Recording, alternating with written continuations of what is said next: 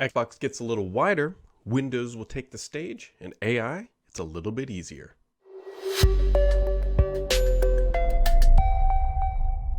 Ooh, it's a Friday, friends. You know what that means. Happy Friday, friends. It's been a week, although a little bit quieter this week, although that was completely expected because next week Microsoft will host its Build conference, which we'll talk about here in just a little bit.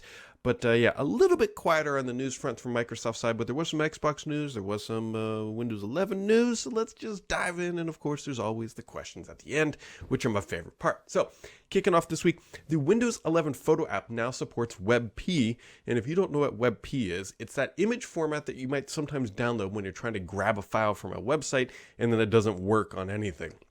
It's a web-based photo standard, and it's okay. I guess it just kind of creates more headaches for most people like myself who create content like this and need photos and whatever. But now that the Photos app supports WebP, maybe it'll be just a little bit easier to deal with.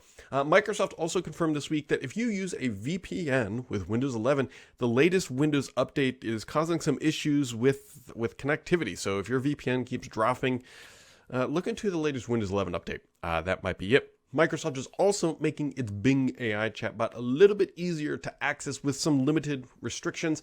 So to use Bing AI through their experience, you have to be logged into a Microsoft account. You can see where this is going. You no longer need to be logged in with a Microsoft account, but if you want the full experience, you better log your butt in, or just use ChatGPT directly and bypass some of the Bing stuff. But either way, that's the way you do it. So, like I noted, Build is next week. This is going to be a big conference for Microsoft. I'm expecting the word or the letters AI to be dropped approximately 6,332 times, and during that event. But the interesting thing, which we will learn more about here, is that there is going to be some Windows news coming out of this. We don't know obviously what it is, but Panos will be doing a presentation. It could be their Moment 3, although that seems a little kind of like lackluster, maybe. What we're hoping to hear is potentially about how AI is going to be coming to Windows, right? That would sort of fit the Build theme. Maybe that recommendation setting, if you're not using Start 11, will get some more AI-powered junk. I don't know. Anyways, so they're probably going to maybe potentially detail that. I don't think they're going to talk about Windows 12. That would be... It'd be a little early to be talking Windows 12, at least as of right now, because we're not expecting it until the second half of 2024, so more than a year out. In the olden days, that would be pretty normal, but not for how we've seen Microsoft do things of late. So Build will be something worth paying attention to. Another conference that is coming from Microsoft is Microsoft Inspire 2023. That'll be in July 18th and 19th. Will be a virtual conference. This is their partner-focused conference, so there shouldn't be much news out of it. It's always in July. It sort of kicks off their sales cycle because remember, Microsoft's fiscal year comes to an end on June 30th. On the other side of whatever, I don't know, that's a weird transition. Anyways, Twitter has sent a letter, not a tweet, but a letter to Microsoft claiming it used its data without its authorization, or they overstepped their bounds, more than likely with their limited language or their language modeling or something along that effect. We'll wait and see kind of what happens here. Microsoft put out a very generic statement, says we'll look at the letter and we'll respond accordingly based on the terms. And so we'll see what happens between Microsoft and Twitter. But yeah, anyway, so there's a little bit of beef going on right there. And Microsoft is also saying that Windows 10 version 21H2 exit supports next month. I believe they're going to get real aggressive here and force you over to 22H2. So if you're on an older version of Windows 10, be on the lookout for an update. And also coming out of the EU, and no, not related to Xbox, the EU is starting some antitrust probing into Microsoft Azure. Now, this has been kind of expected. There's not an official probe yet or official case against Microsoft, but this was kind of expected. It's been floating around for a while. Basically, the gist of it, as we understand it today, again, is very early, is that Microsoft may have leveraged its market position to boost Azure up and downplay competitors through things like licensing and other aspects. So we will have to wait and see where that happens. It'll get resolved by like 2037 or something like that. Now, on to the gaming side, because there was a lot of happening. So Microsoft brought its first PC games to NVIDIA GeForce. This is related to that 10-year deal that they have signed. And so the first game is going to be Gears 5. I believe it's already available now, and you can stream that across GeForce if you so desire. Obviously, the other big news coming out of the EU this week is that they are approving the Blizzard, or I should say Activision acquisition. They're going to approve it. There was obviously some caveats and some remedies that Microsoft had to propose, and the EU is accepting that, and obviously the things are moving forward now. Now all eyes turn to the FTC as Microsoft continues to battle in the CMA. Although the CMA was getting some pressure internally inside the country, not from Microsoft, about getting this deal done, about why it disagreed with the EU. And so, yeah, that is that. Free to play this weekend on Xbox is The Division 2, XCOM 2, and 2 War Hunger games. So you can play those games for free if you want this weekend, if there's not already enough things to play. Also, they are bringing the Xbox new experience dashboard to a wider beta set. Now, if you are in the beta group of the Xbox dashboard or the Xbox Insider program, a random subset, yes, will get the new dashboard. Microsoft, by doing this, is really signaling, saying, hey, look, now that it's out of the alpha and skip ahead program, we feel like this is probably going to come to market here relatively soon. We don't have an exact date. Maybe June if we're lucky. It seems like that might be a little quick based on where they are within the rings, but it looks like this dashboard design is going to be the update. It's not a big overhaul, but it's definitely an update from what we have today. And so if you're on the beta ring, you might be seeing it here in the near future. Also, speaking of the Alpha Insider and stuff, whatever, if you use the Microsoft Reward Point stuff, that may now be showing up on your dashboard itself as well. So, in a nutshell, that is the Microsoft news of the week. Like I said, it's a little bit slower of a week, but that is to be expected about what is going on. And we've got just a handful of questions in the hopper this week, I think after last week's blockbuster week. But anyways, on to the question. Sydney 2K says, hey Brad, are you playing EA Sports PGA Tour? No, I haven't touched this one yet. I'm waiting for it, honestly, to be able to get for it.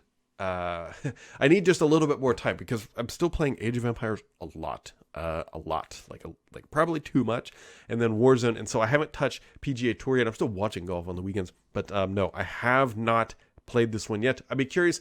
How is it? I mean, how is it compared to some of the other titles? Obviously, PGA, the Tiger Woods version being considered like the best version ever. So I should give it a try. I love golf. So, Brother Nod with an interesting one is that I recently heard that YouTube through a Russian VPN will skip ads without an ad blocker. What percentage of your views come from Russia? So I looked this up really quick and it's basically nothing. So it's 0.02%. I am not big in Russia, or nobody's using the VPN as that is stated. And so, yeah, I do not know if that is true. I actually pay for YouTube Premium because I try to support services that I like, and it's worth the dollars per month. Plus, for all the creators that I watch, it gives them a little bit more of a premium as well when you view a video like that. And 2 questions coming from Mr. PKI. He says, I really like Start 11 on my Windows 10 machine. I am happy that you really like it too, Mr. PKI. But, it is starting getting annoying getting an update every week, which requires a full restart. Why do we need to restart every Start 11 update? Interesting question. You shouldn't be getting an update every week, although we are getting ready to push 1.45, which, as a fun fact for everybody who pays close attention to what's happening in the Windows 11 world, there's the new builds coming of Windows 11. They changed some modifier key settings. So when you press like the Windows key, Start 11 was not opening our start menu. It was opening the native start menu. They changed some toggling. So we've got to press an update before they ship that, which here's the fun side of supporting a Windows app. We literally have no idea when Microsoft's going to push this update. It's on the release preview ring, but based on Microsoft's own guidance, it could quite literally come on any Tuesday of the month. So, hey, we might be pushing that on Monday, actually, trying to head off some of that. As for why you have to do a restart, so technically we could potentially get away without doing restarts. We could. We've played around with this. However, because of the way that Start 11 operates, it is a much safer bet for us to restart it. We actually really need is File Explorer to restart. And for the average user, restarting the PC is actually less jarring than us killing the Explorer task. Because if you're familiar with killing the Explorer, like the whole screen just sort of has a not great time, right? It flashes and things go around and like it does close some apps, sometimes it doesn't. And so to restart that Explorer process, it's actually it's more convenient and less detriment to the user to restart Explorer.